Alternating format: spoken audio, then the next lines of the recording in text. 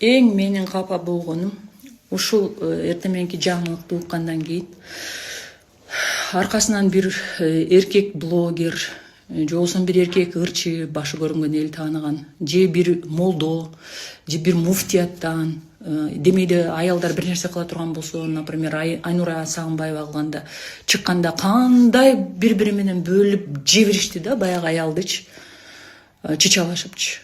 Анан кана ошол эркектер реакция кылган. Бир мырзаларга кайрылып, көзүңөрдү ачкыла, аял силерге андай эмес, силерге укуңар жок антишке. Башка кылабы, измена кылабы, көчөгө чыгып кетеби, аны жазалай турган Кудай бар, анан сот органдары бар деп бир уран, бир өзүнүн накыл сөзүн айтып эркектерди тарбияга чакырып койгон эч ким чыккан жок.